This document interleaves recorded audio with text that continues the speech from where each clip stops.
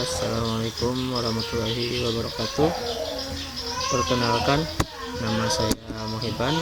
Saya dari Prodi Pendidikan Agama Islam atau disingkat PAI, yang akan mempresentasikan makalah tari tasyrif, yaitu dengan judul Tasyrif pada masa Imam Mazhab. Nah, di sini akan ada 2 poin, yaitu faktor-faktor perkembangan tari tasyrif, dan yang kedua itu masa-masa fikih. Langsung, yaitu faktor-faktor perkembangan tari tasyrif. Berdasarkan sejarah Islam, bahwa munculnya masa-masa fikih pada periode ini merupakan puncak dari perjalanan kesadaran tasyirik. Nah, di sini pada masa munculnya Imam Mazhab itu lahir dari sejarah sendiri, bukan dari pengaruh hukum Romawi yang dituduhkan oleh para orientalis. Nah, fenomena perkembangan tasyirik ini seperti tumbuhnya kajian-kajian Islam, kebebasan berpendapat, banyaknya fatwa-fatwa dan klarifikasi ilmu, bahwa tasyrif memiliki keterkaitan sejarah yang panjang dan tidak dapat dipisahkan antara satu dengan lainnya. Seperti contoh, hukum yang dipertentangkan oleh Umar bin Khattab dengan Ali bin Abi Thalib ialah masa iddah wanita hamil yang ditinggal mati oleh suaminya. Golongan sahabat berbeda pendapat dan mengikuti salah satu munculnya mazhab. Dalam sejarah terlihat adanya pemikiran fikih dari zaman sahabat, tabi'in, hingga munculnya masa-masa fikih pada periode ini pendapat tersebut, sehingga munculnya masa-masa yang dianut. Nah, selanjutnya, di samping itu adanya pengaruh turun-temurun dari ulama-ulama yang hidup sebelumnya tentang timbul mazhab tasyirik.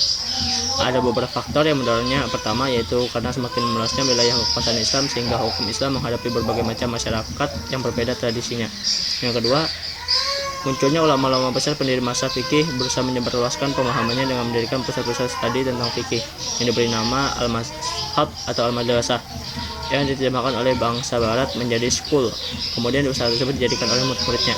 Ketiga, adanya kecenderungan masyarakat Islam ketika memilih salah satu pendapat dari ulama-ulama mazhab ketika menghadapi masalah hukum, sehingga pemerintah atau khalifah merasa perlu menegakkan hukum Islam dalam pemerintahannya. 4. Permasalahan politik. Perbedaan pendapat di kalangan muslim awal tentang masalah politik seperti pengangkatan khalifah-khalifah dari suku apa ikut memberikan saham bagi munculnya masa-masa hukum Islam. Selanjutnya itu masa-masa fikih, dasar pemikiran dan perkembangannya, yaitu pertama dari mazhab Hanafi. Langsung saja, itu sumber-sumber hukum mazhab Hanafi itu ada Al-Quran, Sunnah, dan Ijma. Yang kedua, qiyas atau deduksi atau analogis. Yang ketiga, istihsan, preferensi. Yang keempat, urf atau tradisi lokal. Untuk lebih lengkapnya nanti bisa dibaca di makalah. Nah, selanjutnya itu mazhab Maliki. Sumber-sumber hukum mazhab Maliki yaitu antara lain Al-Quran, hadis yang berkualitas sahih dan masyhur. 3. Ijma atau amalan ulama Madinah ketika itu. 4.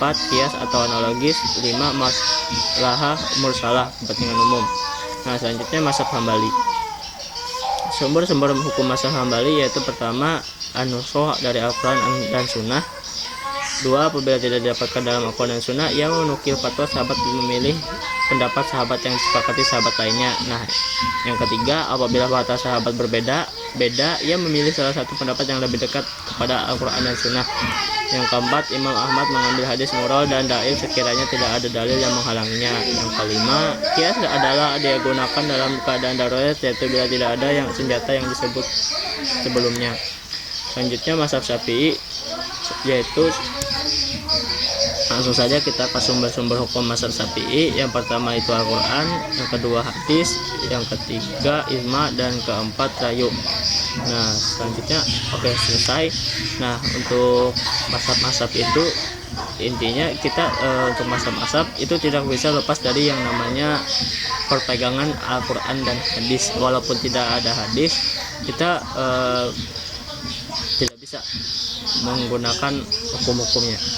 Seperti yang diketahui kita tadi, ada 4 mazhab: mazhab Hambali, Hanafi, sampai mazhab Syafi'i. Nah, mazhab-mazhab tersebut mengambil dan berpegang erat di Al-Quran dan Sunnah, dan paling minimal itu mereka menggunakan qiyas atau ijma. Nah, itu saja. Terima kasih. Wassalamualaikum warahmatullahi wabarakatuh.